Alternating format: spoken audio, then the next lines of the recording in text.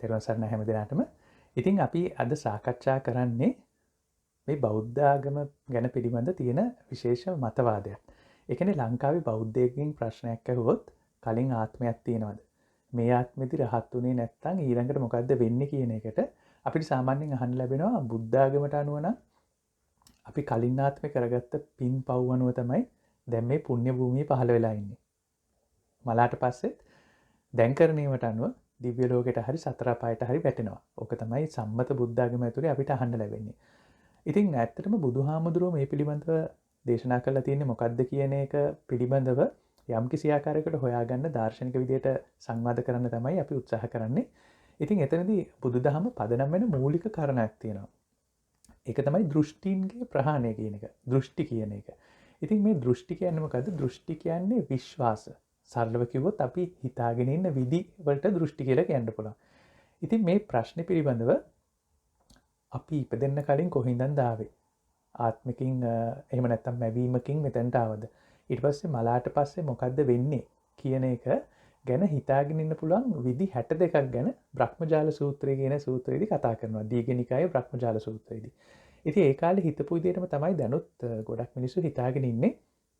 ඉතින් අපි බලමු ඔයාලා හිතාගෙන ඉන්න කොයි විදිහටද කියලා. ඉතින් ඒක නිසා මම ගිය සතියේ හෝම්වර්ක් එකක් දුන්නා. හැමෝම මේ ප්‍රශ්න දෙක ගැන ඉපදෙන්න කලින් කොහින්දන් දාවේ මලාට පස්සේ මොකද්ද වෙන්නේ කියන ගැන පොඩ්ඩක් කල්පනා කරලා බලන්න කියලා. ඉතින් ඊළඟට අපිට ප්‍රශ්නයක් එනවා ඇයි මේ හිතාගෙන ඉන්න විදි මෙච්චර වැදගත් කියලා. ඊයේ රෑ මම නිදා ගන්න කලින් මට යාළුවෙක් කතා කරා. මට පරක්කු වෙලා තිබුණ නිසා වෙලාව මේ හරියට කතා කරගන්න බැරි වුණා. නමුත් එයා කිව්වේ ගොඩක් කට්ටිය කියන දෙයක්. ඒක තමයි එයා පීඩාවට පත් වෙලා ඉන්නවලු. ඒ කියන්නේ වටේ ඉන්න මිනිස්සු කරන වැඩවලින් වටේ ඉන්න මිනිස්සුන්ගේ ටොක්සිසිටි එකෙන් ඒ මිනිස්සු නිසා ලොකු අසහනයක් එනවලු හිතට. ඉතින් ඒක මට නිතරම අහන්න ලැබෙන එකක්. මට කතා කරන කට්ටිය දල වශයෙන් කොටස් දෙකකට අයිති වෙනවා. ඒ කියන්නේ මේ සම්බන්ධයෙන් කතා කරන කට්ටිය කතා කරනවා කියන්නේ පැමිණිලි ඉදිරිපත් කරනවා ලෝකේ ගැන. එහෙම නැත්නම් දුක් ගැන විතර ඉදිරිපත් කරනවා. ඉතින් ඒ කාණ්ඩ දෙක ගැන බැලුවහම පැමිණිලි ඉදිරිපත් කරන කට්ටිය සහ දුක් ගැන ඉදිරිපත් කරන කට්ටිය ඒ කතා දෙකේ මෙන්න මෙහෙම එකක් තියෙනවා. සමහරු කියනවා මම ඒ මිනිසුන්ට වඩා හොඳයි, මම දක්ෂයි. ඒ වුණාට මට සුදුසු තැන ලැබෙන්නේ නැහැ. මේ මිනිස්සු මගේ තියෙන දක්ෂතාවයෙන් ප්‍රයෝජනෙ ගන්නෑ. ඉතින් මේ මිනිස්සුන්ට මම දවසක හොඳ පාඩමක් උගන්වනවා. ඔබ වහන්සේත් මට උදව් කරන්න හොඳ පාඩමක් උගන්වන්න. උදව් කරේ නැත්නම් ඔබ වහන්සේටත් මම හොඳ පාඩමක් උගන්වනවා කියලා කට්ටියක් කියනවා. එහෙමම කියන්නේ. තව සමහරු කියනවා මම මේ මිනිස්සු තරම් දක්ෂ නැහැ, මම හොඳත් නැහැ. මට මේ ලෝකේ තැනක් ලැබිලත් නැහැ. ඔබ වහන්සේගේ අනුකම්පාව මට දෙන්න. හැමෝම මට අනුකම්පාව කරන්න ඕනේ මේ ලෝකේ. මගේ தත්ත්වය තේරුම් ගන්න ඕනේ හැමෝදෙනාම. අන්න එහෙම කට්ටියක් පැමිණිලි කරනවා, කට්ටියක් දුක් ගැනවිල්ලක් ඉදිරිපත් කරනවා. ඉතින් ওই කාණ්ඩ දෙකේම මෙහෙම එකක් තියෙනවා. ඒ දෙකේම කට්ටිය හිතන් ඉන්නවා මේ මම කැමති විදියක් තියෙනවා. හැබැයි ඒ කැමති විදියට මේ දේවල් වටේ ඉන්න මිනිස්සු ඉෂ්ට කරන්නේ නැහැ. ලෝකේ අනිත් මිනිස්සු ඒ වැඩේ කරන්නේ නැහැ. ඉතින් ඒ නිසා මට යම්කිසි සහනයක් බලාපොරොත්තු වෙන තමයි මේ පැමිණිල්ල හරි දුක් ගැනවිල්ල හරි ඉදිරිපත් කරන්නේ. ආයි පාරක් මේ දෙකොට්ටාසෙම හිතාගෙන ඉන්නවා මට ඕන විදියට ලෝක කරකෙන්න ඕනි කියලා. ඉතින් මෙතන තියෙන ප්‍රශ්නේ මෙහෙමයි. දැන් ලෝකෙ බිලියන 7.7ක් ඉන්නවා. ඒ හැම එක්කෙනාම හිතන් ඉන්නේ අපිට ඕන විදියට ලෝකෙ කරකෙන්න ඕනි කියලා. එහෙම ප්‍රශ්නයක් තියෙනවා. ඉතින් එතකොට සමහර කැරකෙන පැති වලට සමහරු එකට එකතු වෙනවා. සමහරු කැරකෙන්නේ දෙපැත්තකට. ඉතින් ඒක මට මතක් වෙන්නේ ඉස්සර මම වැඩ කරනකොට ඔෆිස් එකේ AC එකක් තිබුණා. ඒ AC එක මේ සමහර කට්ටියකට හරිම සීතලයි. සමහර කට්ටියකට රස්නේ. ඉතින් හැමදාම ඔය AC එකේ රිමෝට් එක අරන් කට්ටිය අඩු කරනවා වැඩි කරනවා. ඔහොම ප්‍රශ්නයක් තිබුණා. ඉතින් එන්න ඒ වගේ මේ ලෝකේ අපි වටේ ඉන්න මිනිස්සු එකම පැත්තට නෙවෙයි භ්‍රමණය වෙන්නේ. එක එක පැත්තට පරිභ්‍රමණය වෙනවා. එක එක පැත්තට කැරගෙනවා. නමුත් මෙහෙම කැරගෙනකොට කට්ටියක් පැමිණිලි කරනවා නැහැ. මම අනිත් අයට වඩා හොඳයි මට ඕන විදිහට යන්න ඕනි කියලා. තව කට්ටියක් අනුකම්පාව ඉල්ලනවා. අනේ බලන්නකෝ මම හොඳ නැහැ. ඒ වුණාට මට ඕන විදිහට තමයි කැරකෙන්න ඕනි කියලා. ඉතින් මේ දෙකේම එකම ලක්ෂණේ තියෙන්නේ. ඒ දෙකේම තියෙනවා පොඩි attention seeking ගතියක්. අර පොඩි ළමයි තියෙන්නේ. පොඩි ළමයි කරන්නේ මට ඕන විදිහට වෙන්න ඕනේ ඒක එහෙම වෙන්නේ නැහැ. මට ඒ සාධාරණත්වය ලබා දෙන්න. නැත්තම් මම බලෙන් ලබා ගන්නවා. අර්ථي වටේ ඉන්න කට්ටිය පොඩ්ඩක් පරිස්සමෙන් ඉන්න කියන එක තමයි තියෙන්නේ. ඒ දෙකේම තියෙනවා මමත්වයක්. මමත්වය කියන්නේ මොකද්ද? මම එහෙම නැත්තම් මම ගැන හිතාගෙන ඉන්න විදි ටිකක් තමයි අන්තිමට ඉතුරු වෙන්නේ. ඉතින් ඒක නිසා තමයි මේ හිතාගෙන ඉන්න විදි එහෙම නැත්නම් දෘෂ්ටි කියන එක මෙච්චර වැදගත් කාරණයක් වෙන්නේ මේ බෞද්ධ දර්ශනය තුළ අපි කතා කරගෙන යන ටිකේදී. එතකොට තව එකක් තියෙනවා මේ මම එහෙම නැත්නම් මම මගේ අත්ත කියලත් කියනවා. ආත්ම කියලත් අදහස් වෙන්නේ ඒකට අත්ත කියන අදහස. මෙන්න මේකේ ඩෙෆිනිෂන් එක මොකද්ද? මොකක් නිසාද මම එහෙම නැත්නම් මගේ කියලා කියන්න පුළුවන් යමකට. ඉතින් අපි කලින් සාකච්ඡා මාලාවේදී අපි කතා කරා යමක් මම හෝ මගේ හරි වෙන්නේ ඒ පිළිබඳ මට කොච්චර කන්ට්‍රෝල් එකක් තියෙනවද කියන එක උඩ. උදාහරණයක් විදිහට දැන් මේ මගේ දැන් වටේ තියෙන පරිසරය මට ඕන විදිහට ඉර පායන්නේ නැහැ. හැබැයි මම ලයිට් එක දාගත්තා මට ඕන විදිහට. ඒ කියන්නේ පරිසරයට වඩා යම්කිසි කන්ට්‍රෝලබිලිටි එකක් මගේ කාමරේ ලයිට් එකේ මගේ ගාව තියෙනවා. හැබැයි කාමරේ ලයිට් එක අදිසියේ කරන්ට් ගිය වෙලාවක වැඩ කරේ නැත්නම් ඒත් මට ඕන නම් මගේ අත උස්සලා අත එහාට මෙහාට වන්නන්න පුළුවන්. එතකොට අපිට තියෙනවා පරිසරයට වඩා මේ ළඟ තියෙන ටිකේ කන්ට්‍රෝලබිලිටි එක වැඩි. ළඟ තියෙන ටිකට වඩා මගේ ඇඟේ තියෙන ටිකේ කන්ට්‍රෝලබිලිටි එක වැඩි. හැබැයි සමහරවිට මට අත උස්ස ගන්නත් බැරි වෙනවා. අත හිරි වැටිච්ච වෙලාවකට කකුල හිරි වැටිච්ච වෙලාවක ගොඩක් වෙලා ඉඳගෙන හිටියම කකුල උස්ස ගන්න බැරි වෙනවා. හැබැයි ඒ වුණාට ඒ වෙලාවේ මට හිතන්න පුළුවන්. එතකොට අපිට තේරෙනවා මේ මගේ ගාවට කිට්ටු වෙලා මම සහ මගේ කියන එකට තියෙන ප්‍රධාන සාධකය තමයි මට ඒක කොච්චර කන්ට්‍රෝල් කරන්න පුළුවන් හැකියාවක් තියෙනවද කියන එක. පාලනය කරන්න පුළුවන් හැකියාවක් තියෙනවද කියන එක. නමුත් ඉතින් ආයි පාරක් අපි මේ ලෝකේ ජීවත් වෙනකොට අපිට මෙහෙම එකක් හම්බ වෙනවා. මේ ලෝකේ අපිට හම්බෙන්නේ Uber ride එකක් විදියට. එහෙම නැත්නම් Pick.me මම දන්නේ Pick.me තියනවාද කියලා. දැන් ලංකාවේ. ඉතින් මේ Uber ride එකක් විදියට තමයි අපේ ජීවිතය අපිට හම්බෙන්නේ. ඒ කියන්නේ මොකද්ද? අපි ෆෝන් එකේ ඇප් එක අරලා කාර් එකක් බුක් කරනවා. මට මෙන්න මෙතනට යන්න ඕනි කියලා. එතකොට කොහේ හරි ඉඳලා කාර් එකක් එනවා. ඉතින් මේ කාර් එකට අපි නැගලා යනකොට ඒක මගේ Uber ride එක. මම මේ කාර් එකේ නැගලා යනවා. හැබැයි ඒක මගේ කියලා කිව්වට මම දන්නවා ඒක මගේ කාර් එක නෙවෙයි. මොකද ඒ කාර් එක මම කුලිය පදනමට ගත්ත එකක් පොඩි වෙලාවකට මම ඒකට නගිනවා නැගලා බැහැලා යනවා කියලා.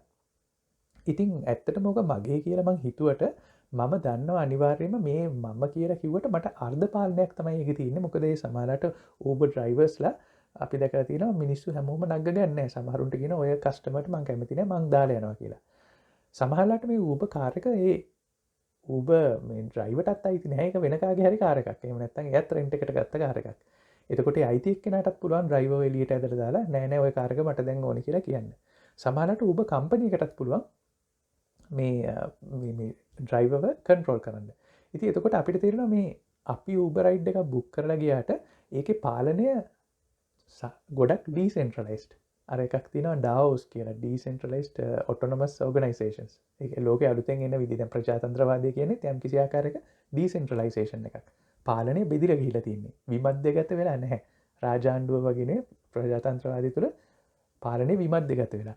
Uber කායකෙත් මම දාපු ඇප් එක මටත් අයිතියක් තියෙනවා. Uber driverටත් අයිතියක් තියෙනවා. ඒ කාර් එකේ අයිති එක්කෙනාටත් අයිතියක් තියෙනවා. Uber කම්පැනි එකටත් අයිතියක් තියෙනවා. පාරේ ඉන්න පොලිස් රාළහාමිටත් අයිතියක් තියෙනවා. එයාටත් පුළුවන් ඕනනම් මගේ ට්‍රැෆික් එක ඩයිවර්ට් කරලා මාව නවත්තලා තියන්න. ඉතින් ඔන්න ඔහොම Uber ride එකක් අපේ ජීවිතේ හම්බුණාට අපි හිතන් ඉන්නේ නෑ නෑ මේක මගේ සින්නක් කර කාර් එක කියලා. අපිට හම්බෙන ළමයි, අපිට හම්බෙන වටේ ඉන්න මිනිස්සු, අපිට හම්බෙන දේපල, මගේ ඇඟ මේ ඔක්කොම මං හිතන් ඉන්නේ මේක Uber කාර් එකක් නෙවෙයි සම්පූර්ණයෙන් මට අයිති කියලා. ඉතින් ඔන්න අයිපාරක් හිතලා බලන්න මෙහෙම අයිති කියලා හිතාගෙන ඉන්න එකයි ඇත්තට තියෙන එකයි තැන් දෙකක තියෙන්නේ. ඔන්න එතකොට ආයිපාරක් මම හිතාගෙන ඉන්න විදිහටම ලෝකේ කැරක වෙන්නේ නැති නිසා ඇති වෙන දුක කොට නැගෙනවා. ඉතින් ආයිපාරක් මේක මුලට ගිහිල්ලා බැලුවහම මෙතන ප්‍රශ්නේ තියෙන්නේ අපි යන්නේ Uber කාර් එක. නමුත් මං හිතාගෙන ඉන්නවා මේක මගේ සින්නක් කරයි තියෙන මගේම කාර් එකක් කියලා. මට සම්පූර්ණයෙන් අයිති කියලා. දැන් මම මේ කාර් එකක් කියන උදාහරණයෙන් කිව්වේ ඔයාලගේ ජීවිතේ ඔයාලා පරිහරණය කරන ස්ථාන, මිනිස්සු, බඩු, වස්තු, behaviors, හිතන විදි ඔක්කොම එකතුව. ඉතින් අන්න එහෙම ප්‍රශ්නයක් තියෙනවා. ඒක ගැන දැන් පොඩ්ඩක් බලන්න අපිට මේ ලෝකේ තියෙන්නේ හැමතිස්සෙම අර්ධ පාලනයක්, අර්ධ මමත්වයක්, අර්ධ අයිතියක්. දැන් මම කිව්වොත් අපිට ලෝකේ පාලනයක් නැහැ කියලා එහෙම එකක් නැහැ. දැන් මම මේ සාකච්ඡාව 7යි එකට පටන් ගත්තා. ඒක පාලනය කරන්න මට හැකියාවක් තියෙනවා. මම රෙකෝඩ් බටන් එකේ බුවා ඒ වගේ වැඩ කරන්න මට පාලනයක් තියෙනවා. නමුත් එහෙම කියලා මේ සියල්ලම මගේ පාලනය යටතේ නැහැ. මට ඕන පැත්තටම ඉතුරු බිලියන 7.7 ලෝකෙ කැරකෙන්නේ නැහැ. ඉතින් එතකොට වටේ ඉන්න මිනිස්සු ටොක්සික් වෙන එක නවත්තන්න ක්‍රමයකුත් තියෙනවා අපිට. ඒ කොහොමද ඒක කරන්නේ? ඒක කරන්නේ මිනිස්සුන්ව ටොක්සික් වෙන එකෙන් නවත්තලා නෙවෙයි, මම හිතාගෙන ඉන්න විදිය මාරු කරලා. ඉතින් ආයි පාරක් ඒක පොඩ්ඩක් පටලවා ගන්න එපා. මේ මම හිතාගෙන ඉන්න විදිය කියලා කිව්වහම මම මේ ෆිසිකල් ලිමිටේෂන්ස් ගැන නෙවෙයි කතා කරන්නේ. උදාහරණයක් විදියට දැන් කෑම කන්න ඕන එක මම හිතාගෙන ඉන්න එකක් නිසා නෙවෙයි එහෙම වෙලා තියෙන්නේ. මම හිතුවත් නැතත් මට එක වෙලාවකදී බඩගිනිනවා. එතකොට හුස්ම ගන්න ඕන එකත් එහෙම නෙවෙයි. එතකොට මේ අපි අපට පරිසරයේ උෂ්ණත්වයක් තියෙනවා. දැන් -20 වගේ උෂ්ණත්වයක ගිහිලා අපිට ජීවත් වෙන්න බෑ. ඊට වඩා සුදුසු ප්‍රශස්ත පරිසරයක අපි ජීවත් වෙනවා. හැබැයි එතන ඒ දෙක පටලවා ගන්න එපා. මේ දෙක ඊටාම සූක්ෂම මායිමකින් තමයි වෙනස් වෙන්නේ. ඒ කියන්නේ අපි හිතාගෙන ඉන්න විදිය නිසා අපිට ඇති වෙන දුක සහ ඇත්තටම අපිට බලපාන භෞතික සාධක කියන එක. ඉතින් අන්න එහෙම එකක් තියෙනවා. එතකොට දැන් ආයි පාරක් අපි මේ වැඩ කරගෙන යනකොට මේ ඉන්ටරැක්ෂන්ස් කරගෙන යනකොට අපිට හම්බ වෙනවා පැති දෙකක්. සමහර දේවල් අපි කැමති දේවල් කරන්න, සමහර මිනිස්සු අපි කැමති මිනිස්සු ආශ්‍රය කරන්න, සමහර දේවල් අපි අකමැති දේවල්, සමහර මිනිස්සු අපි අකමැති මිනිස්සු. ඉතින් එතකොට ඊටාම සරල සූත්‍රයක් තියෙන්නේ මේක දිහා බලන්න. අපි කැමති දේවල් ආශ්‍රය කරනකොට අපිට සන්තෝෂයක් එනවා. අපි අකමැති දේවල් ආශ්‍රය කරන්න සිද්ධ වුණාම අපිට පොඩි අසහනයක් එනවා හිතට. ඔන්න ඕක තමයි ඊටාම සරල කාරණය. නමුත් දැන් අපි කැමති වුණත් අකමැති වුණත් අපි අකමැති දේවල් අපිට ආශ්‍රය කරන්න සිද්ධ වෙනවා. විශේෂයෙන්ම අපි එකට මේ සමාජයත් එක්ක හැසිරෙනකොට.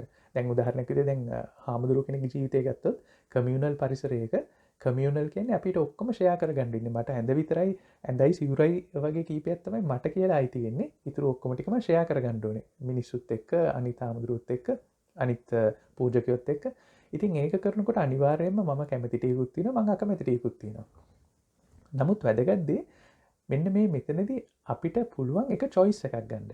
ඒ කියන්නේ දැන් අපි හිතමුකෝ අපිට අකමැති දෙයක් අපිට කරන්න වෙනවා කියලා. ඕනම මිනිහෙක්ට කැමති අකමැති කියලා එකක් තියෙනවානේ. හැබැයි අකමැති දෙයක් අපිට කරන්න වුණාම අපිට ඒක අකමැත්තෙන් කරන්න පුළුවන්.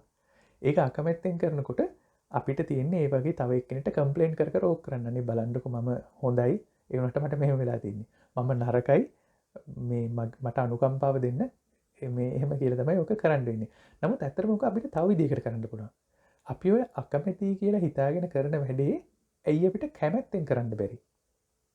ඒ වගේ වැඩ වුණ තරම් තියෙනවා. දැන් අපි අකමැත්තෙන් කරන වැඩ අපි හිතා ගන්නව නෑ අද ඉඳලා මම මේකට කැමති වෙනවා කියලා. එහෙම හිතාගෙන ඒක කරන්න ගත්ත ගම අපිට ඒක ලොකු සතුටක් එනවා. ඉස්සර දුක දුන්න එක දැන් අපිට සතුටක් ගෙන දෙනවා. ඉතින් එතකොට ඒක අපි කැමැත්තෙන් කරනවද අකමැත්තෙන් කරනවද කියන choice එක ඒක වෙන කාගේ ගාවවත් නෙවෙයි තියෙන්නේ. ඒක අපි ගාව තියෙන්නේ.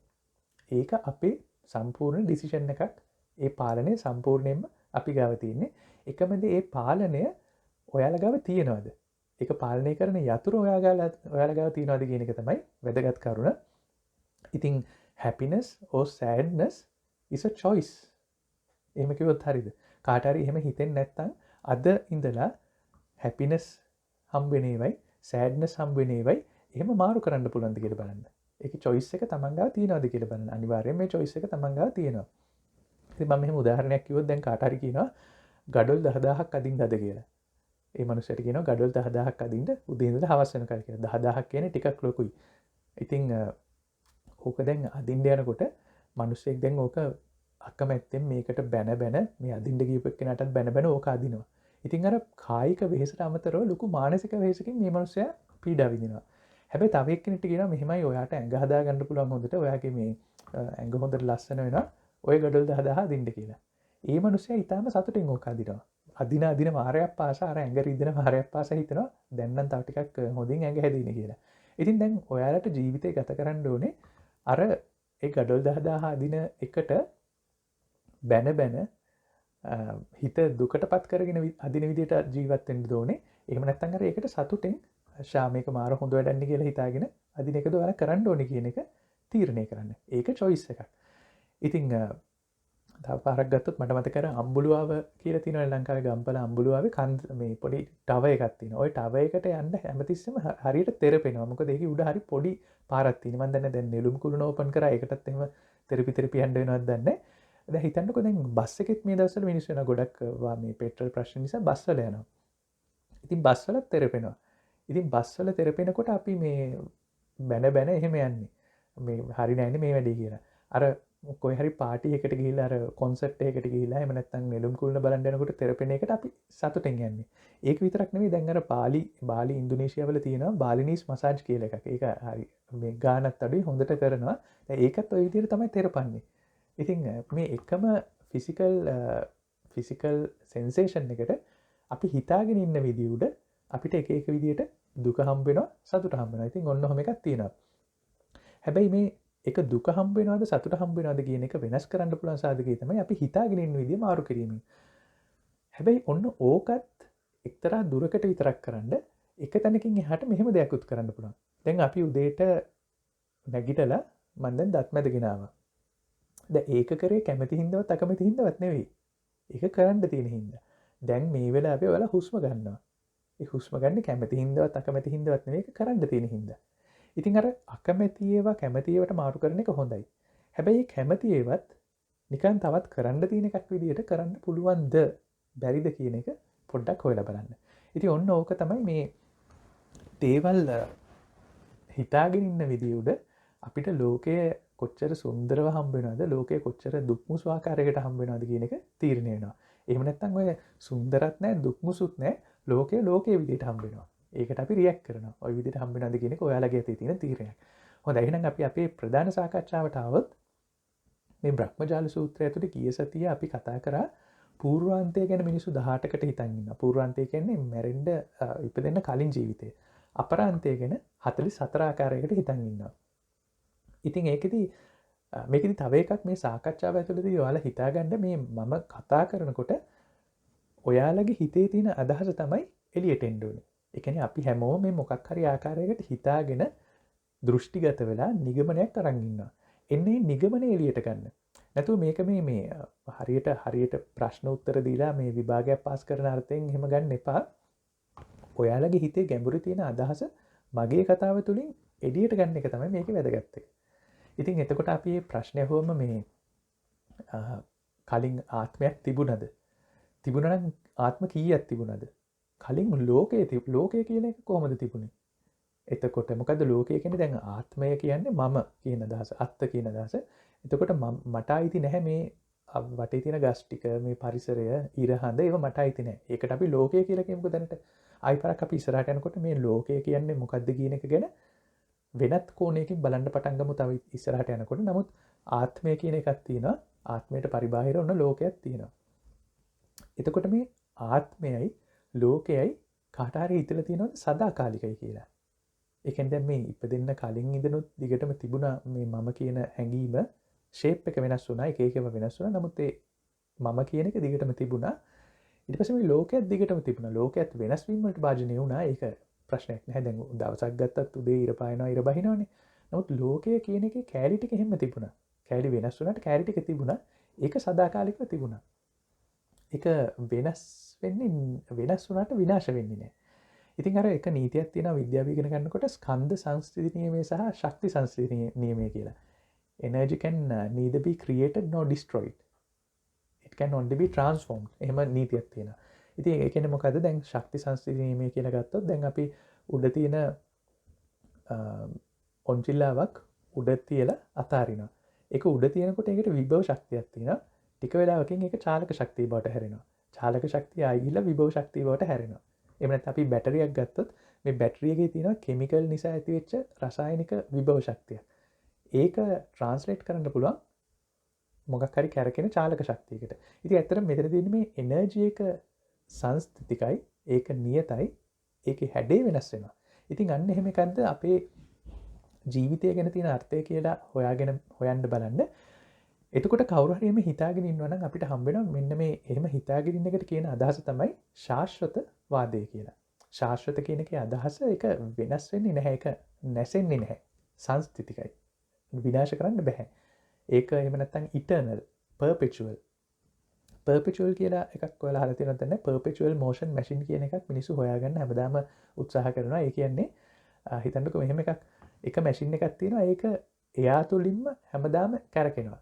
කිසි දවසක ඒක නවතින්නේ නැති මැෂින් එකක්. perpetual motion machine කියන්නේ. ඒ කියන්නේ හරියට මේ වගේ දැන් ඩයිනමෝ එකක් කරකවලා ඩයිනමෝ එකක් කරකවම මේකෙන් කරන්ට් එනවනේ. ඒ කරන්ට් එක දීලා ආයේ ඩයිනමෝ එක ඒ කරන්ට් එකේ මෝටරයක් කරකවලා ඒ මෝටරෙන් ඩයිනමෝ එක කරකවනවා. අන්න එහෙම එකක් තමයි perpetual motion කියන්නේ. ඩයිනමෝ එකක් තියෙනවා. ඒක කැරකෙනකොට කරන්ට් එක එනවා. ඒන කරන්ට් එකේ මෝටරයක් කරකවලා ඒ මෝටරේ කැරකෙන එකෙන් ආයි ඩයිනමෝ කරකවනවා.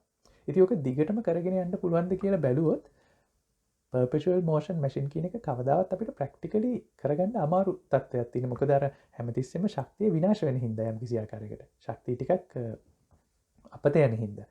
ඉතින් ඕක තමයි මේ ලෝකේ අපිට සාමාන්‍යයෙන් හම්බ වෙන දේ, සාමාන්‍යයෙන් බලන්න තියෙන දේ. නමුත් අපි හිතාගෙන ඉන්නවා නෑ එහෙම perpetual motion machine වැඩ කරන්නේ නැහැ.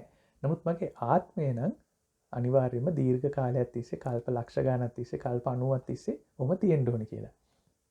ඉතින් සාමාන්‍ය ලෝකයේ නැති එකක් තමයි ගොඩක් වෙලාවට මිනිස්සු ස්වර්ගය එහෙම නැත්නම් මෝක්ෂය විදියට හොයාගෙන තින්නේ. සාමාන්‍ය ලෝකේ අපිට අත්දකින්න බැරි එකක් තමයි ජීවිතය ගැන, අපේ අතීතය ගැන අපි හිතාගෙන ඉන්න විදිය ඇතුලේ තියෙන්නේ. ඉතින් අන්න ඒක පොඩ්ඩක් හිතලා බලන්න, මේ අඩු ගානේ අපි හිතාගෙන ඉන්න එක සාමාන්‍ය ලෝකෙට පොඩ්ඩක් ගැලපෙන්න ඕනේ.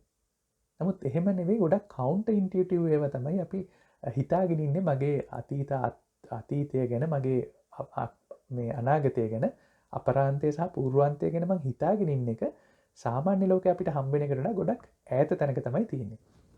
ඉතින් මේ බ්‍රහ්මජාල සූත්‍රයට ආවහම බ්‍රහ්මජාල සූත්‍රයේ තියෙනවා ඒ කාලේ මිනිස්සු භාවනා කරලා පුබ්බේ නිවාසානුස්සති, පුබ්බේ නිවාස ඥානය කියන එක හොයාගත්තා. ඒ කියන්නේ පෙරවිසූ කඳ නුවණින් බලන්න විදියක් හොයාගත්තා.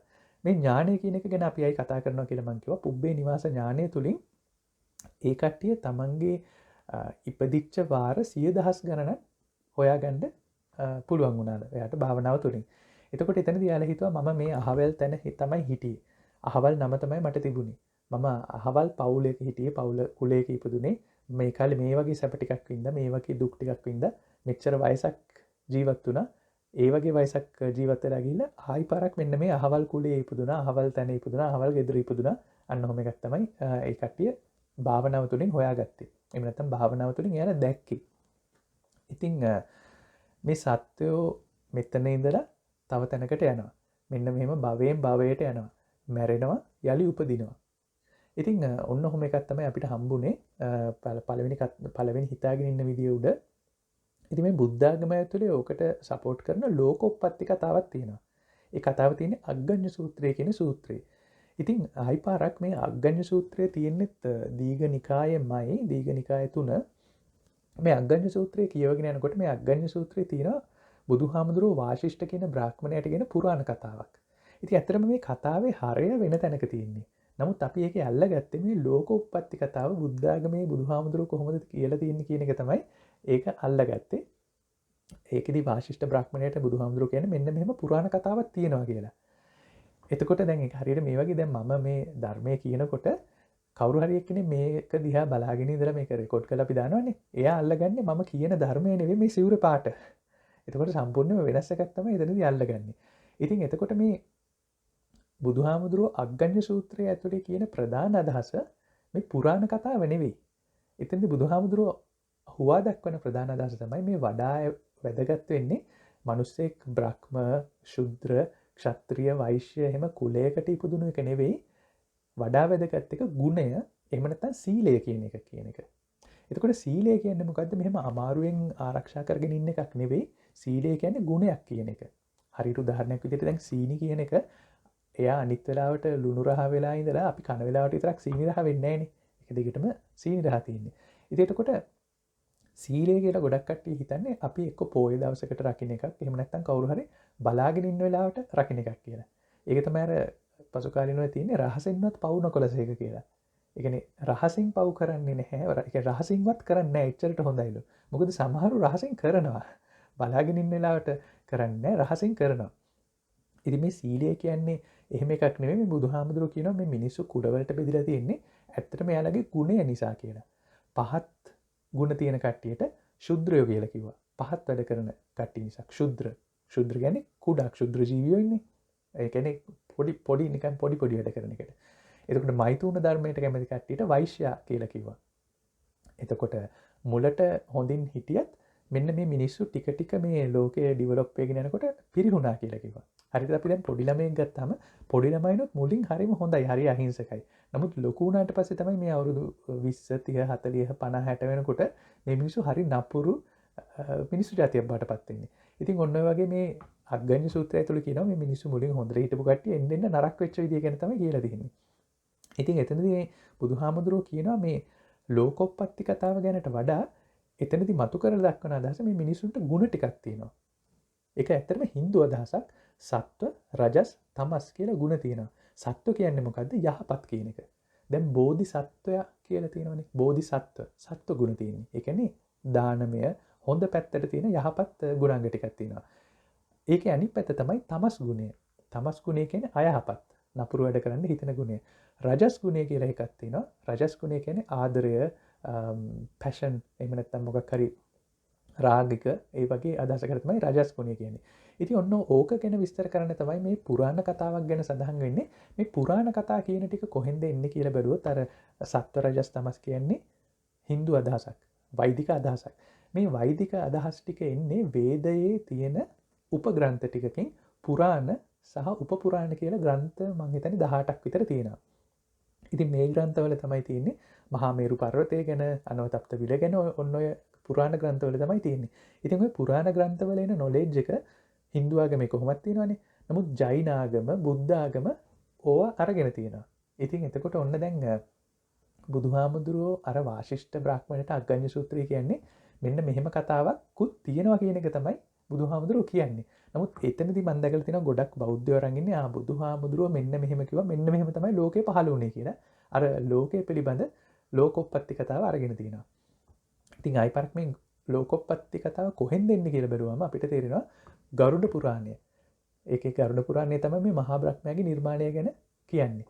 එහෙම නැත්නම් තියෙනවා පුරාණ ග්‍රන්ථ ගොඩක්, මනුස්ස මත්ස්‍ය පුරාණය, තව මහාභාරතය කියන පොත කියවලා තියෙනවා නම් ඒකේ දීර්ඝ විස්තරය ඒකේ තියෙනවා.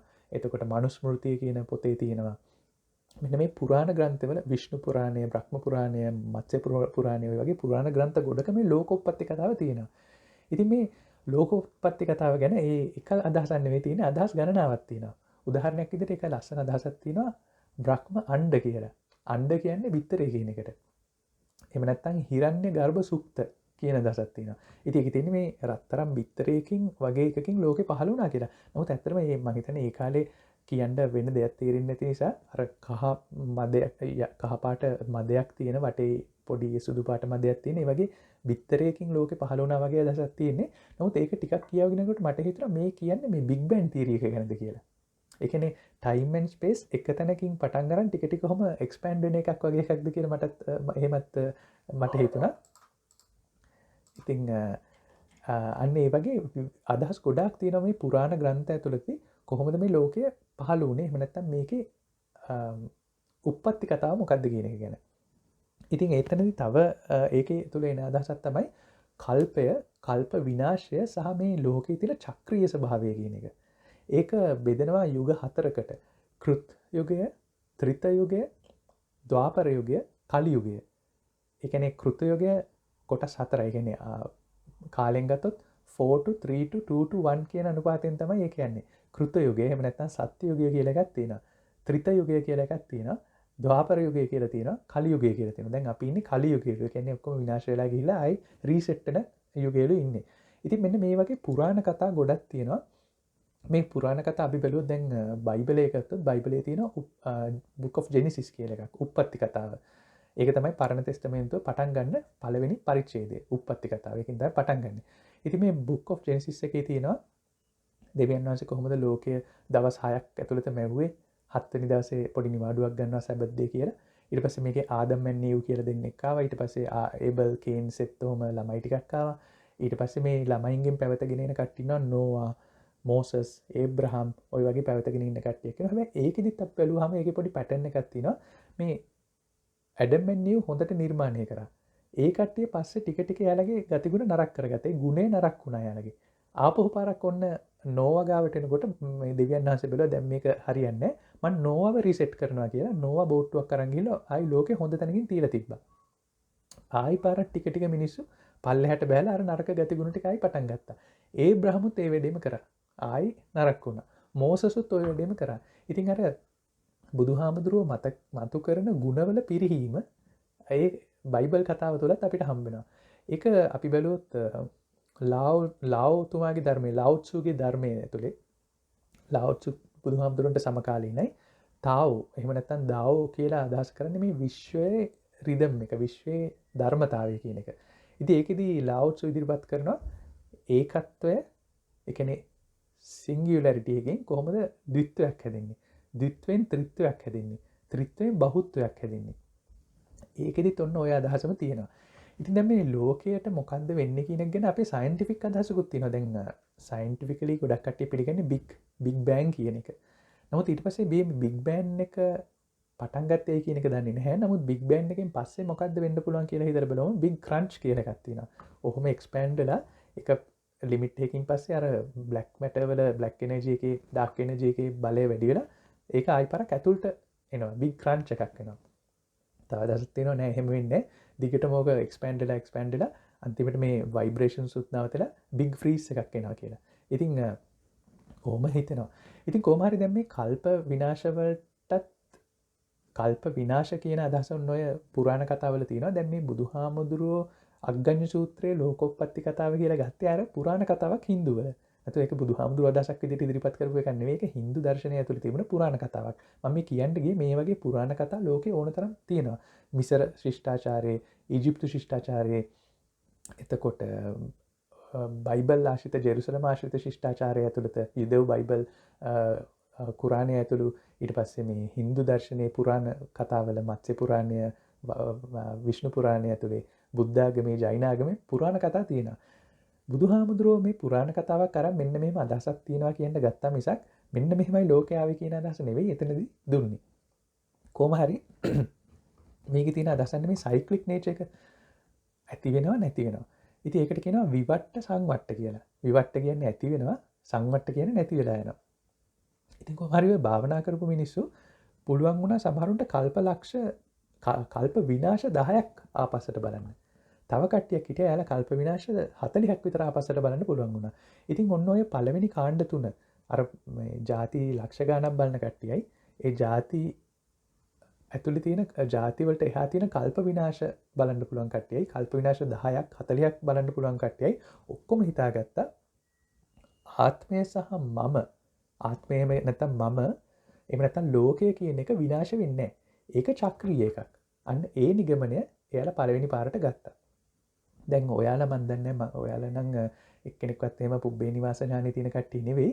නමුත් ඒ නිගමනයම ඔයාලට ගන්න පුළුවන් තර්කානුකූලව. අපි එදා කතා කරා කාබන් සයිකල් එක තියෙනවා, නයිට්‍රජන් සයිකල් එක තියෙනවා, ජල චක්‍රය තියෙනවා. මේ පුටු මේස වලට චක්‍රයක් තියෙනවා. ඒ කියන්නේ දැන් මේ මේසය තව ටික කාලෙකින් දිරනවා. දිරලා ඒක පස් ගොඩක් වෙනවා. ඒ පස් උඩ ගහක් පැලවෙනවා.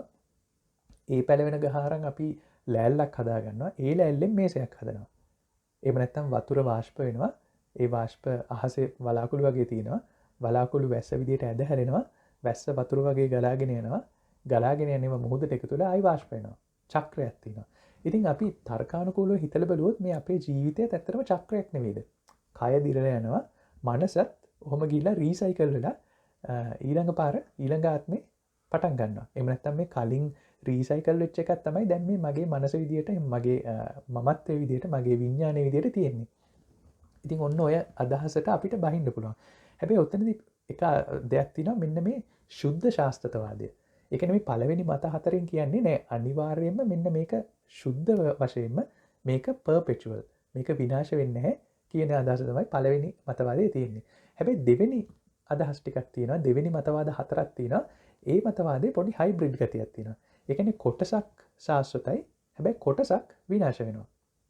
ඒ කොහොමද එහෙම ආවේ? ඔන්න දැන් ආයි පාරක් ඒ භාවනා කරපු කට්ටියට මෙහෙම අදහසක් එයාලා දැක්කා. මුලින්ම පහළ වුණා බ්‍රහ්මයා කියලා එක්කෙනෙක්. ඒ බ්‍රහ්මයා පහළ වෙනකොට අනිත් කට්ටිය හිටියේ නැහැ. ඒ බ්‍රහ්මයාට පස්සේ තමයි ඊතුරු කට්ටිය ආවේ. හරියට දැන් ගෝඩ් අල්මයිටි කෙනෙක් ඉන්නවා. එයාට පස්සේ තමයි ඒන්ජල්ස්ලා ඉන්නේ. මේ ඒන්ජල්ස්ලා දෙවෙනියට පහළ වෙච්ච කට්ටිය කල්පනා කරා අපි නම් පස්සේ ආවේ. අපි මේ දෙවෙනියට ආවේ. අපි ඊළඟට මැරිලා මිනිස්සු වෙලා දැන් මේ භාවනා කරලා තමයි ආපස්ස බලන්නේ. හැබැයි බ්‍රහ්මයා නම් දිගටම ඉන්නවා. එතකොට මේ ලෝකේ නිට්ටය වෙන යම් කිසි ටිකක් තියෙනවා. අනිත්‍ය වෙන අපි වගේ කට්ටියකුත් ඉන්නවා කියලා. ඉතින් ওই විදිහටම තවයි පාරක් ඔය විද්‍යාපදෝසිකා මනෝපදෝසිකා කියන දෙවිවරු කට්ටියකුත් ගැන අපි කතා කරා. විද්‍යාපදෝසිකා කියන දෙවිවරු ඒ කට්ටිය මෛතුන ධර්මයට කැමති. ඒ කියන්නේ ලිංගිකව හැසිරෙන්න කැමති. ඉතින් මේ දෙවිවරු ඒකට කොච්චර කැමතිද කිව්වොත් එයාලා ඒක කරගෙන ගිහිල්ලා එයාලට කණ්ඩ අමතක වෙනවා. කණ්ඩ අමතක වෙලා එයාලා මැරෙනවා. මැරිලා ඔන්න ආයි මිනිස්සු විදියට ඉපදෙනවා. එතකොට ඒ කට්ටිය කල්පනා කරනවා අර කලින් අපි හිටපු ජීවිතය නිත්‍යයි. හැබැයි දැන් නම් අපි මිනිස්සු විදියට ඉපදිලා මැරි ඉපදෙනවා. ඒ කියන්නේ මේ ලෝකයේ එහෙම නැත්නම් ආත්මේ නිත්‍ය කොටසකුත් තියෙනවා. අනිත්‍ය එහෙම නැත්නම් අශාස්වත කොටසකුත් තියෙනවා. ඔන්න ඕක තමයි තිබුණේ. හැබැයි අයිතරක් ඔය භාවනා කරන එක අපිට අදාළ නැහැ. අපි තර්කයෙන් ඕක ගත්තොත්. කය අනිත්‍යයි. දැන් මේ ඇඟින් ගැලවෙන හැම සෛලයක්ම අපි නානකොට ගැලවිලා යනවා. හැම ගැලවිලා යනවා. ඒවයි කවදාවත් අපේ ඇඟට එන්නේ නැහැ. මොකද ඒ වතුර අපි ආයි බොන්නේ නැහනේ. ඒ වතුරෙන් හදන වැටකොළු මේවා හදන්නෙත් නැහැ. දැන් ලංකාවේ හදනවා. ඉතින් සාමාන්‍ය අපි කඩෙන් වෙන කොයි හරි තියෙන ටිකක් නිගන්නේ. එතකොට ඒ සෛල ටික අපේ ඇඟට එන්නේ නැහැ. හැබැයි කය අපෙන් වෙනස් වුණාට පොඩි කාලේ තිබුණු කයට වඩා දැන් තියෙන කය වෙනස් වුණාට අපේ හිත නම් එක දිගටම තියෙනවා. ඒ කියන්නේ හිතේ ස්වභාවය වෙනස් වෙනවා. නමුත් ඒ හිත කල්පනා කරලා බලුවම එකම හිතක් තමයි පොඩි කාලේ තිබුණු හිතම තමයි දැන් තාම මංගාවට ඇවිල්ලා තියෙන එක. අපිට තර්කානුකූලව ගන්න පුළුවන්. එතකොට කොටසක් අශාස්වතයි, කොටසක් සාස්වතයි, කොටසක් අශාස්වතයි. ඔන්න ඔය වගේ හයිබ්‍රිඩ් මොඩල් එකක් ගන්න පුළුවන්. ඔන්න ඔය අදහස් ටික තමයි දෙවෙනි අදහස් 4. පළවෙනි අදහස් 4ක් තියෙනවා පූර්ණ ශාස්ත්‍රවාදය. දෙවෙනි අදහස් 4 අර්ධ ශාස්ත්‍රවාදය. ඊළඟට මිනිසුන්ට අදහස් වෙනවා මේ ලෝකය මොන වගේද? ලෝකයේ කල්පනා කරන් යනකොට අනන්තයක් මේ ලෝකය අනන්තයි කියලා කිව්වට ඇත්තටම අනන්තවත්ද එහෙම නැත්නම් පරිමිතද? ඒකට කියන්නේ ලෝකේ අත්තානන්තවාදය කියලා. ඉතින් ආයි පාරක් ඔන්න චිත්ත සමාධියෙන් බලන මිනිසුන්ට පේනවලු මේ ලෝකේ අනන්ත නැහැ. මේ ලෝකේ පරිමිතයි කියලා පේනවලු. තව කට්ටියක් ආයි බලුවම පේනවලු නෑ ලෝකේ පරිමිත නැහැ ලෝකේ අනන්තයි කියලා. තව කට්ටියක් බලුවම කියලා තේරෙනවලු මේ ලෝකය උඩින් යටින් කෙලවරක් තියෙනවා. හැබැයි හරස් අතර කෙලවරක් නැහැ කියලා. ඔන්න ඔය වගේ අදහස් තුනක් ආවලු. අනිත් අතට ඕක අපිට තර්කයෙන් ගන්නත් පුළුවන්. අපිට කල්පනා කරලා ගන්නත් පුළුවන් ලෝකයේ ඇත්තටම පරිමිතයිද නැත්නම් අනන්තයිද කියන එක. අපි නිකන් හිතලා ගන්න පුළුවන්. හැබැයි ඕක මම මේ මෑත කාලින සයන්ස් එකට පාරක් ආවොත් ඔන්න අර කලින් චිත්ත සමාධියෙන් බලපු අදහස් වලට සමාන අදහසක් දැන් සයන්ටිෆිකලි තියෙනවා. එතකොට ඒ කාලේ චිත්ත සමාධිය කියන්නේ හරියටම භාවනා කරලා ගත් එකක් විදිහට අපිට තියෙන්නේ.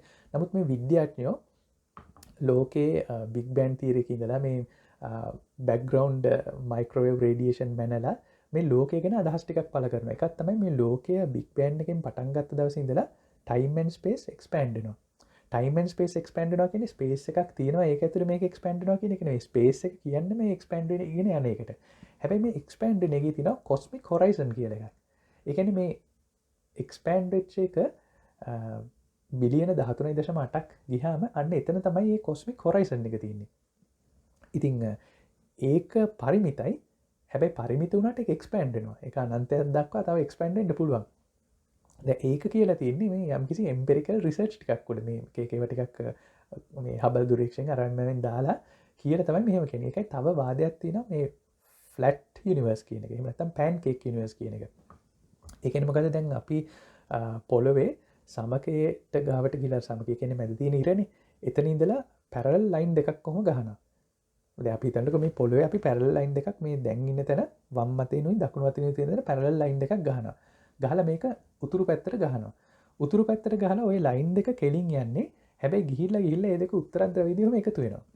ඒ කියන්නේ ඇත්තටම මේ ලෝකය පැරලල් ලයින් එකක් ගහන්න බෑ මේ පොළව ඇතුලේ. මොකද පොළව කියන්නේ රවුම් වෙච්ච වස්තුවක් නිසා.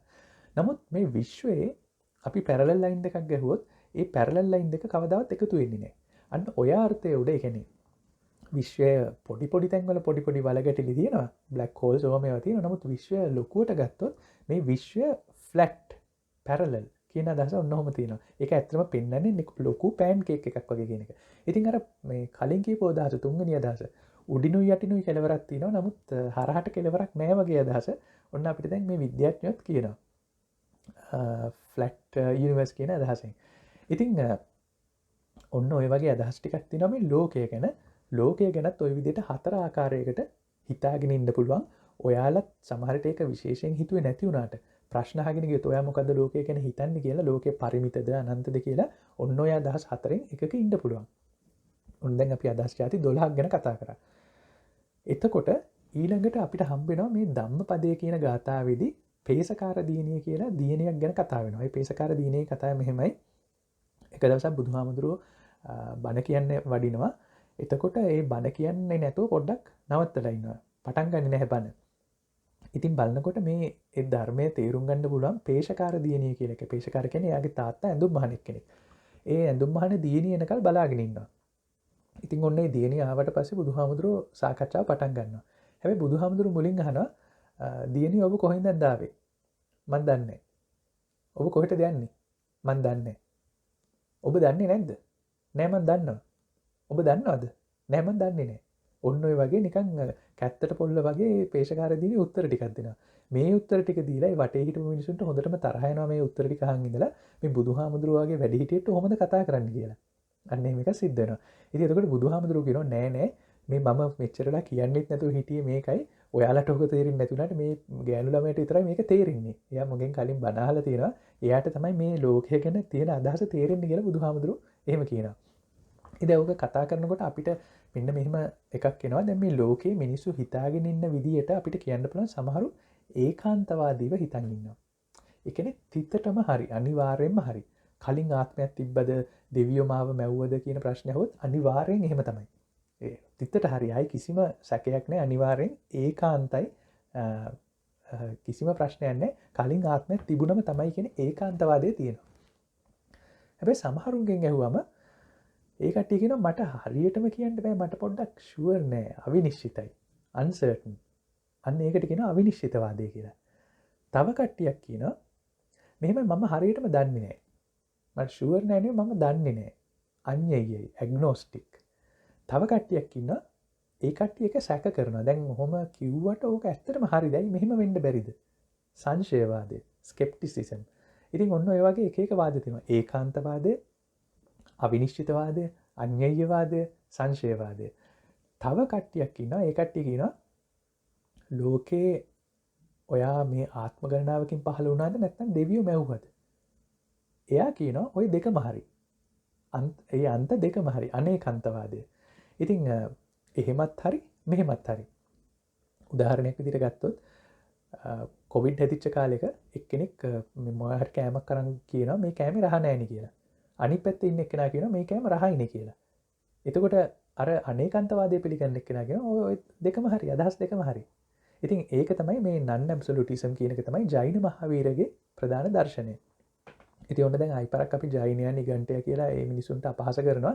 ඇත්තටම මේ ජෛන මහාවීර බුදුහාමුදුරන්ගෙන් වෙනස් වෙන්නේ ඔය අනේකාන්තවාදයෙන් විතරයි. එතනට එනකල් මේ කතා දෙකම ගොඩක් එක නගින් යන්නේ. ඉතින් මේ අනේකාන්තවාදයේවත් අපේ බෞද්ධය තේරුම් ගන්න නැහැ. අපේ බෞද්ධයෝ ඒකාන්තවාදයක් තමයි තේරුම් ගන්න ඉන්නේ. බුදුහාමුදුරුවෝ කිව්වේ මේක මෙහෙමයි අනිවාර්යයෙන්ම මේක ඒ විදිහට තමයි වෙන්නේ. අනිවාර්යෙන් ආත්මය තියෙනවා අනිවාර්යෙන් ලෝකේ නිට්ටයයි. බුදුහාමුදුරුවෝ කිව්වා නම් අනිච්ච දුක්ඛ අනාත්ත කියලා අනිවාර්යෙන් එහෙමයි ඒකාන්තවාදය. ඉතින් මේ ජෛන මහාවීර ඊට වඩා සෑහෙන ඇඩ්වාන්ස්. එයා ඉදිරිපත් කරන අනේකාන්තවාදයක්. ඉතින් අන්න එහෙම එකක් තියෙනවා. ඉතින් මේ අනේකාන්තවාද ඔක්කොම අතරේ තව එකක් තියෙනවා අමරාවික්කේපවාදය කියලා. අමරාවික්කේපය කියන්නේ පොඩි මෙහෙම ලිස්සලා යන ගතියක් තියෙනවා. නමුත් සමහරු ඔය අවිනිශ්චිතතාවාදය, සංශයවාදය ඒක පටලව ගන්නවා අමරාවික්කේපයත් එක්ක. සමහරු කියන්නේ මේ නිකන් ලිස්සලා යන්න දීපු උත්තරයක් කියලා. දැන් ජෛන මහාවීරගෙන් අහුවම රස තියෙනවද කියලා එක වෙලාවකට කියනවා රස තියෙනවා. රස නැද්ද කියනවා රස නැහැ. දෙකම හරි. එතකොට සමහරු හිතනවා මේක අමරාවික්කේපය කියලා. ඒක අමරාවික්කේපවාදය නෙවෙයි. අමරාවික්කේපවාදය කියන්නේ මෙන්න මෙහෙම එකක්. දැන් මම ඔයාලගෙන් අහනවා කුසලය යනු කුමක්ද කියලා. ඔයාලගෙන් ප්‍රශ්නයක් අහනවා. හිතන්නකෝ මම ඇහුවයි කියලා කුසලය කියන්නේ මොකක්ද කියලා. එතකොට ඔය ප්‍රශ්නේ මෙතන සභාවේ ඉන්න කට්ටියකින් ඇහුවම සමහරු ඒකෙන් පොඩ්ඩක් ලිස්සලා යනවා. මාරු වෙනවා. ඒකට ඩිරෙක්ට් උත්තරයක් දෙන්නේ නැහැ. ඒ හේතුව මොකද? එයාලා බයයි මේ මම වැරදිලා මේ වැරදි මතයක් කිව්වොත් මේ සභාවට ඒක සභාගත වෙනවා.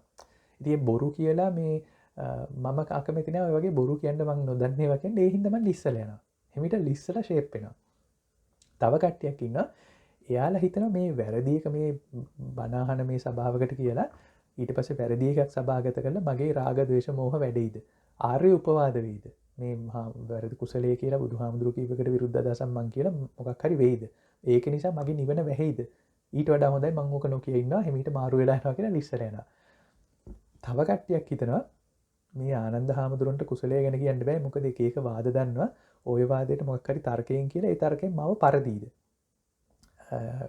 ඊට පස්සේ මට ලැජ්ජ වෙන්න සිද්ධ වෙයිද කියලා ආයි පරක් ඉස්සර යනවා. තව කට්ටියක් කියනවා මේක කියන්න කියලා මගේ මෝඩකම එළි වෙයිද. එහෙම කියලා ඔන්න ඔකෙන් ඉස්සර යනවා. ඉතින් ඔන්න ඔය විදිහට මේ අමරා වික්කේපය කියන්නේ අර කලින් අපි කතා කරපු ස්කෙප්ටිසිසම්, ඇග්නොස්ටිසම්, අන්සර්ටිනිටි ප්‍රින්සිපල් කියන ඒ වගේ අදහස් හින්දා නෙවෙයි. මේ වෙන ටිකක් හින්දා ඒ ප්‍රශ්නේ ලිස්සලා යන එක. දැන් තේරුණාද දෙකේම එකම උත්තරයක් තිබුණාට ඒ ඉන්ටෙන්ට් එක උඩ ඒ කට්ටිය හිතාගෙන ඉන්නකොට මේක දෙපැත්තකට වැටෙන්නේ. සමහරු මේ උත්තරේ දෙන්නේ කුසලයේ තියනවාද? දන්නේ නැහැ. කියලා මාරු වෙන්නේ අමරා වික්කේපය උඩ. ඒ කියන්නේ එයාලා ලැජ්ජ වෙන්න බයයි, තර්කයෙන් පරදීද කියලා බයයි. ඒ වගේ එකක් උඩ තමයි මාරු වෙන්නේ. නමුත් ජෛන මහාවීරකින් එහෙම නැත්නම් අඤ්ඤයවාදයකින් එහෙම කුසලය කියලා එකක් තියනවාද කියලා එයා දන්නේ නැහැ කියන්නේ ඇත්තටම එයා දන්නේ නැති නිසා. ඒ ඔන්නෝකේ අදහස් දෙකක් තියෙනවා. ඉතින් මේ අමරා වික්කේපීවත් මේ මිනිස්සු ආත්මය තිබුණද ලෝකයේ තිබුණද කියන ප්‍රශ්නෙට උත්තර දෙනවා. එහෙම නැත්නම් ඒකෙන් පැනලා යනවා. ඉතින් ඒකත් එක්ක මට තව එකක් ටච් කරන්න ඕන. මම හිතන්නේ අදත් අපිට අපරාන්තය අනාගතය ගැන කතා කරන්න වෙන්නේ නැහැ. පූර්වාන්තය ගැන විතරයි කතා කරන්න පුළුවන්.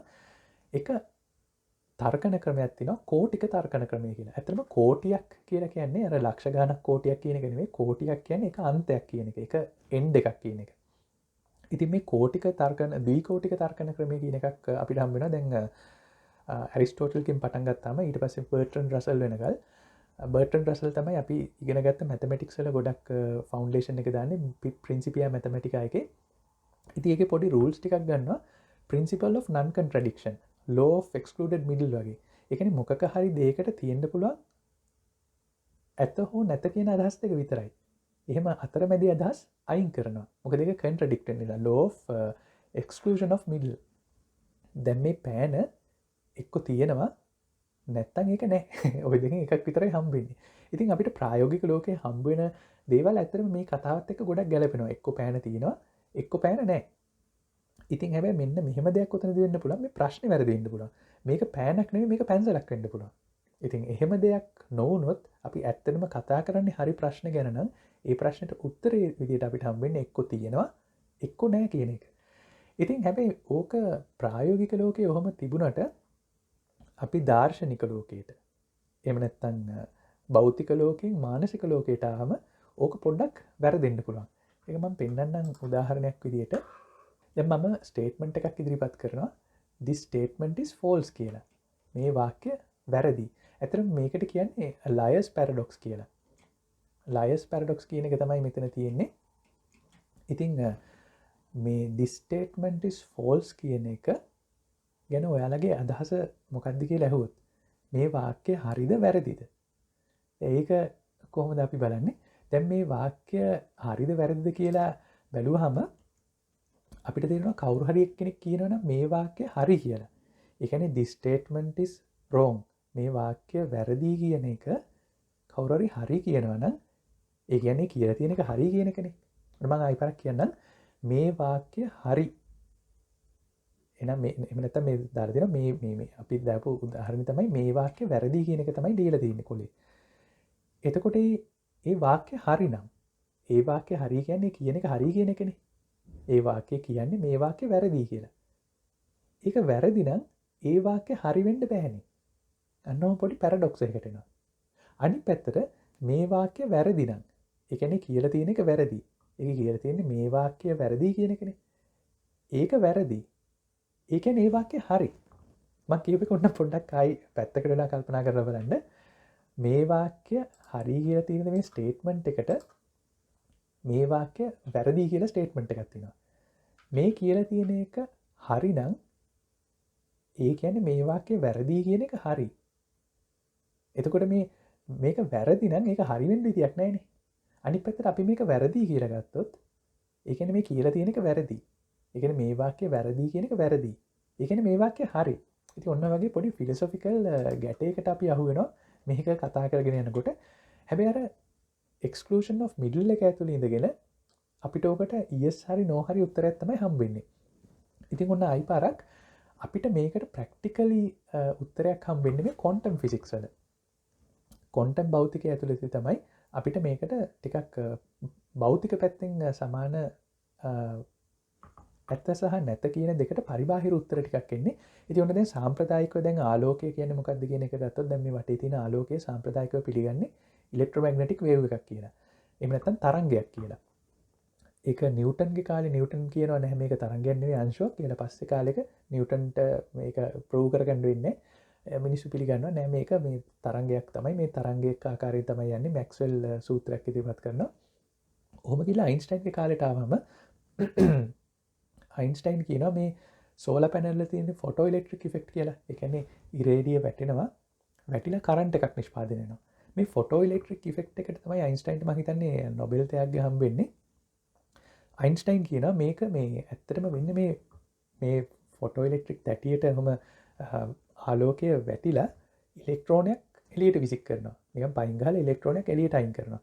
මෙහෙම කරන්න පුළුවන් ඒ ආලෝකයට යම්කිසි පදාර්ථමය ගුණයකුත් තියෙනවා. අංශුමය ස්වභාවයකුත් තියෙනවා නම් අර අංශු වෙවිලා වැදිලා ඉලෙක්ට්‍රෝනේ අයින් වුණා වගේ. ඉතින් මම කියන ටිකක් ඒක ඊටම සරල විදිහට තේරුම් ගන්න පුළුවන් විදිහට. නමුත් එතනදී එන අදහස තමයි මේ ආලෝකය කියන එකට විටක ඒක පදාර්ථයක් විටක ඒක මේ තරංගයක්. නමුත් සමහර විටක ඒක අංශුවක් විදිහටත් හැසිරෙනවා කියලා. සමහරලාට වේව් එකක්, සමහරලාට පාටිකල් එකක්, සමහරලාට ඇත්තටම ඕකට වේව් පැකට් එකක් කියලා කියන්න පුළුවන්. ඉතින් ඔය ක්වොන්ටම් එහෙම නැත්නම් වේව් පැකට් එහෙම නැත්නම් වේව් පාටිකල් ඩුවැලිටි කියන එක ඔන්න අයින්ස්ටයින්ගේ කාලෙන් එනවා. ඉතින් ඊට පස්සේ මේකේ තියෙන වැදගත් කාරණේ මේකයි. මෙන්න මේ සොයා ගැනීමෙන් පස්සේ අයින්ස්ටයින්ගේ මේ පරීක්ෂණය තව ඉස්සරහට කරගෙන යනවා මිනිස්සු. කරගෙන යනකොට මේ වගේ මේ ඩබල් ස්ලිට් එක්ස්පෙරිමන්ට් කියන ඉතාලම වැදගත් පරීක්ෂණය හම්බ වෙනවා. ඉතින් මේ ඩබල් ස්ලිට් එක්ස්පෙරිමන්ට් එකේ මොකද්ද වෙන්නේ? මේක හරියට මේ වතුර තරංගයක් යන වෙලාවට මෙන්න මෙහෙම පොඩි හිඩස් දෙකකින් ඒ වතුර යන්න ඇරියොත් මෙන්න මෙහෙම තරංගයක් නිර්මාණය වෙනවා. ඒ තරංගය නිර්මාණය වුණාම ඒකේ ඡායාව මෙන්න මේ වගේ සමහර තැන්වල ත්‍රිව් ඡායාවක් තියෙනවා. සමහර තැන්වල ඒක නැහැ. පීක්ස් ඇන්ඩ් වැලිස් තියෙන ඔන්නෝම තරංගයක් වෙනවා. මේ ඩබල් ස්ලිට් එක්ස්පෙරිමන්ට් එක ගැන දන්න කට්ටිය මේක වඩා හොඳින් දන්නවා ඇති. ඉතින් ඔන්න ආලෝක ප්‍රභවයක් මෙහෙම යවුවාම මෙන්න මේ වගේ පැටර්න් එකක් එනවා. ඉතින් ඒක මොන වගේද දැන් කවුරු හරි එක්කෙනෙක් චූටි ස්ලිට් දෙකක් හදලා ඒ ස්ලිට් දෙක ඇතුලෙන් ආලෝකය එන විදිය නිරීක්ෂණය කරොත් එයාට පේනවා මෙහෙම පොඩි පොඩි ඩොට් වගේ ඔහොම තමයි ආලෝකය එන්නේ. අපි හිතන්නේ එහෙම ආලෝකයේ ඉරි දෙකක් එන්න ඕනි කියලා. නමුත් එහෙම ඉරි දෙකක් නෙමෙයි මෙන්න මේ වගේ ඉන්ටර්ෆියරන්ස් පැටර්න් එකක් එන එක ඔන්න අපිට පේනවා. ඉතින් දැන් එතකොට මේ අයින්ස්ටයින්ගේ පරීක්ෂණයෙන් මිනිස්සු ඉස්සරහට යනකොට කල්පනා කරා මේ ආලෝකයට තරංගයක් කියලා හිතන් හිටපු එකට පාටිකල් ගතිගුණ තියෙනවා වගේම පාටිකල්ස් වලටත් තරංගමය ගතිගුණ තියෙන්න ඕන නේද කියලා. ඉතින් ඒක එහෙම හිතලා එයාලා පරීක්ෂණයක් නිර්මාණය කරා මේ ඉලෙක්ට්‍රෝන ධාරාවක් මේ ස්ලිට් දෙක තුලින් යැවුවා. එතකොට සාමාන්‍යයෙන් ඒක පදාර්ථයක් නම් මෙන්න මෙහෙම ස්ලිට් දෙකෙන් ඔන්නෝම ඉරි දෙකක් අපිට පේන්න ඕනේ. නමුත් ටිකක් ඒ පරීක්ෂණය කරගෙන යනකොට තේරුණා ඒකිනුත් අර වගේ තරංගමය ස්වභාවයක් තියෙන ඉන්ටර්ෆියරන්ස් පැටර්න් එකක් එනවා නේද කියලා. ඉතින් දැන් මේ ගොඩක් යවුවාම මෙහෙම වෙන්නේ. ඉතින් ඒ කට්ටිය ගොඩක් යවන්න නැතුව වරකට එක ගානේ එක ඉලෙක්ට්‍රෝන ගානේ ඔන්නෝම යවන්න ගත්තා. එහෙම යවුවත් ආයි පාරක් මේ පැටර්න් එක එනවා. ඉතින් ඔන්න දැන් ඒකේ ඩබල් ස්ලිට් එක්ස්පෙරිමන්ට් එක ඇතුළට අපි වැඩි ඉස්සරහට යන්න ඕනේ නැහැ. නමුත් අපි නිකන් ඊටාම සරල මෝඩෙක් විදිහට කල්පනා කරලා බලුවොත් මොකද වෙන්නේ? මේ එකක් යවුවමත් මේ වගේ පැටර්න් එකක් එනවා. ඒක වෙන්න නම් දැන් මේ ඉලෙක්ට්‍රෝන කියන්නේ එහෙම දෙකට බෙදලා යන එකකුත් නෙවෙයි. එහෙනම් ඒක කොහොමද වෙන්න ඕනේ කියන එක ඊටාම මෝඩ විදිහට කල්පනා කරොත් ඒක මේ හිලෙන් යන්න ඕනේ. එහෙම නැත්නම් මේ හිලෙන් යන්න ඕනේ. ඔය අදහස් දෙකනේ තියෙන්නේ. එක්ක මේකෙන් යන්න ඕනේ නැත්නම් මේකෙන් යන්න ඕනේ. හැබැයි දැන් ඇත්තටම මේ වෙලා තියෙන වැඩේ කල්පනා කරාම ඒක නිකන් මේ දෙකෙන්ම ගියා වගේ තමයි අපිට තේරෙන්නේ. A වලිනුත් ගිහිලා B වලිනුත් ගිහිලා.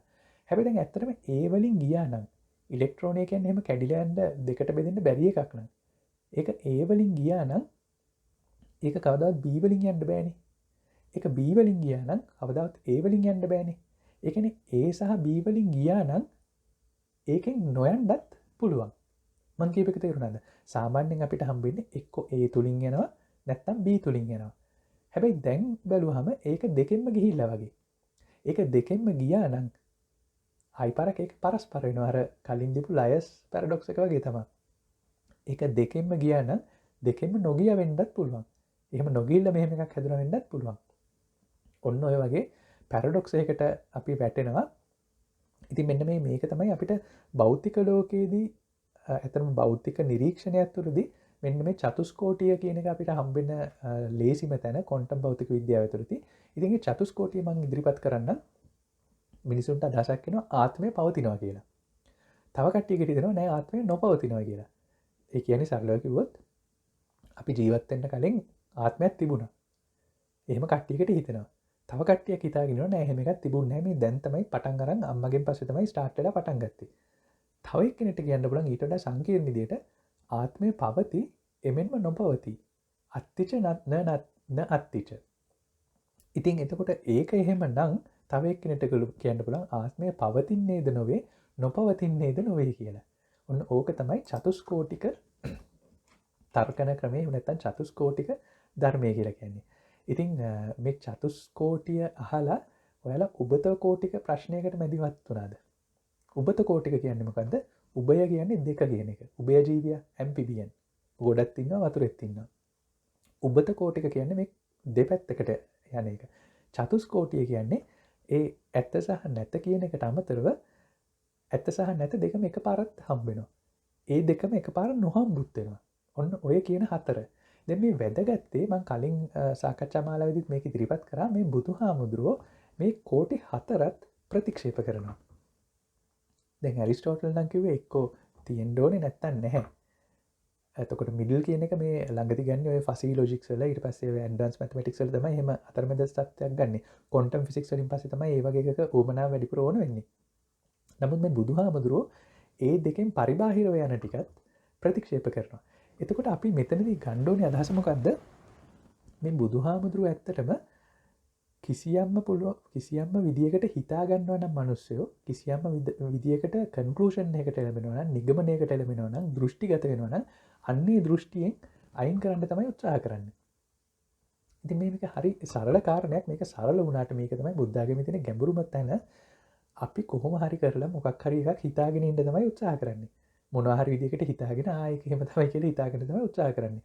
නමුත් බුදුහාමුදුරුවෝ කියන්නේ ඔය හිතාගත්ත නිගමනයට ඔයාලා එළඹිච්ච විදියක් තියෙනවා. එහෙම දැන් හිතාගෙන ඒ හිතාගත් එක තුලින් තමයි මේ ලෝකෙ දිහා බලන්නේ. ඔන්න ඕක නැවතත් ක්‍රොස් චෙක් කරන්න. ඉතින් දැන් මම ඔන්න ಜಾති හතරක් කිව්වා මේක ඇතුළේදීත්.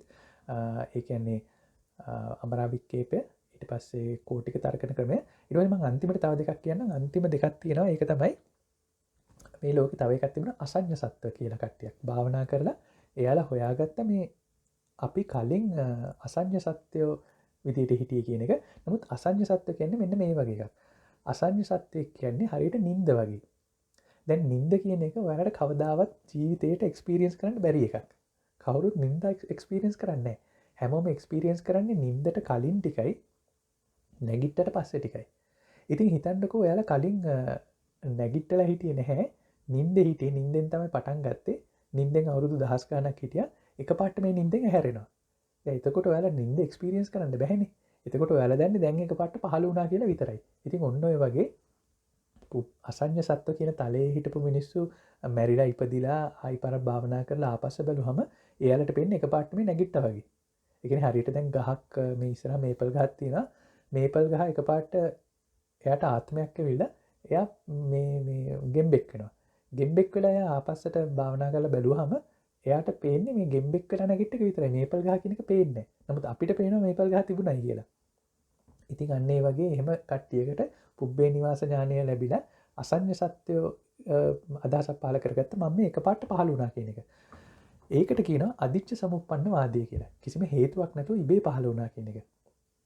එතකොට ඕක තමයි මම හිතන්නේ ගොඩක් අපි ගත්තොත් අපේ සමාජෙත් ගොඩක් කට්ටිය හිතනවා මෙහෙම ආත්ම කියලා හැම මොකුත් තිබුණේ නැහැ. අම්මයි තාත්තයි එකතු වුණා. ඒ නිම්බයයි ශුක්‍රාණුවයි එකතු වෙලා ඒකෙන් පස්සේ අපි ඉපදුණා. සමහරට බඩේ ඉන්නදී පොඩි විඥානයක් වගේ එකක් තියෙන්න ඇති. එතනින් තමයි පහළ වුණේ. ඒක ඇරෙන්න වෙන විශේෂ හේතුවක් නැහැ. නිකන් අදිච්ච සමුප්පන්න එහෙම නැත්නම් අහම්බයකින් ඉබේ වගේ පහළ වුණා. ඔන්න ওই ටික තමයි අපිට මේ අතීතය ගැන එහෙම නැත්නම් අපේ කලින් ජීවිතය ගැන හිතාගෙන ඉන්න පුළුවන් මත සමූහය. ඉතින් මෙන්න මේ මත සමූහයෙන් ඔයාලා අයිති වෙන්නේ මොන විශ්වාස පද්ධතියද කියන එක දැන් හිතලා බලන්න. වඩා වැදගත් දේ ඒකෙන් අයින් වෙන්න උත්සාහ කරන එක නෙවෙයි. ඔයාලා දැන් හිතාගෙන ඉන්න එක හොයලා බලන එක. ඉතින් අපි ජාති 18ක් ගැන කතා කරා. මං හිතුවේ අද මේක ඉවර කරන්න පුළුවන්ද කියලා. නමුත් අපි ඊළඟ සතියේ ඔන්න 44ක් ගැන කතා කරමු. නමුත් 18ක් කතා කරන්න ගිය වෙලාව 44ක් කතා කරන්න යන්නේ නැහැ. මොකද මං අවශ්‍ය මූලික සංකල්ප ටිකක් කියලා දීපු නිසා චතුස්කෝටිය වගේ. ඉතින් මේ චතුස්කෝටික ධර්මය බුදුහාමුදුරුවෝ අරන් තියන්නේ ද්විකෝටික තර්කන ක්‍රමයට වඩා චතුස්කෝටික තර්කන ක්‍රමය ඉහළයි. ඒ කියන්නේ ද්විකෝටිකයේ ඇත නැත තියෙන්නේ. චතුස්කෝටිකයේ ඊටත් වඩා අන්ත ටිකක් තියෙනවා. නමුත් මේ අන්ත ටිකත් බුදුහාමුදුරුවෝ ප්‍රතික්ෂේප කරනවා. දැන් මේ චතුස්කෝටික තර්කන ක්‍රමයේ තියෙන එකක් තමයි ඇත සහ නැත දෙකම පිළිගැනීම. ඒක තමයි ජෛන මහාවීර අනේකන්තවාදයේ විදිහට යම්කිසි ආකාරයකට ගන්නෙ. යම්කිසි ආකාරයකට. මොකද ජෛන මහාවීර යනවා සප්ත කෝටික කියන එකට. ඒකේ ಜಾති 7ක් තියෙනවා. කෝටි කියන්නේ මේ අන්ත 7ක් තියෙනවා සප්ත කෝටික ජෛන තර්කන ක්‍රමය තුළ. ඉතින් කෙසේ වෙතත් අපි ඔක්කොටම කරන්න පුළුවන් ලේසි වැඩේ තමයි මොකක් හරි හිතාගෙන ආයක එහෙම තමයි කියලා ලෝකය මම ගැන හිතාගෙන ඉන්න එක.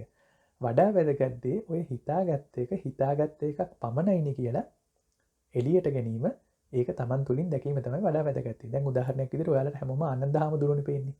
ඇත්තටම ආනන්ද හාමුදුරුවෝ විදිහට ඔයාලට පේන්නේ ඔයාලා හිතාගත්ත එකක්. එහෙම කිව්වොත් හරියද?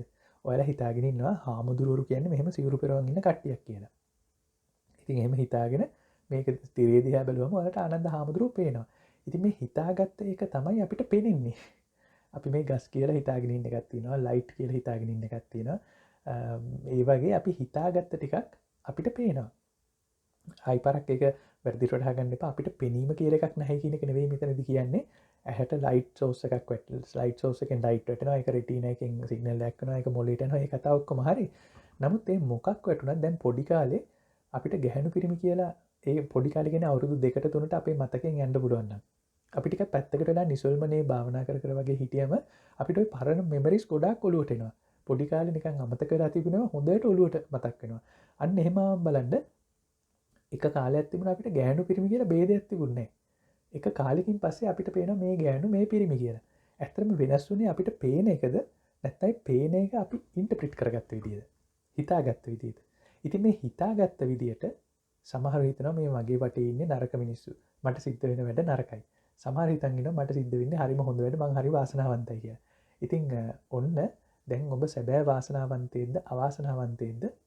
එහෙම නැත්නම් මේ දෙකම නැති ඉර පායනවා, ගස් වැල් පිපෙනවා, මැරෙනවා, හුස්ම ගන්නවා, ශරීර කෘත්‍ය කරනවා, නිදා ගන්නවා. ආයි නැගිටිනවා. එහෙම එකක්ද කියලා දැන් තෝරගන්න. ඉතින් අද අපි කතා කරේ ටිකක් ගැඹුරු මාතෘකාවක් අපි හිතාගෙන ඉන්න විදි ගැන.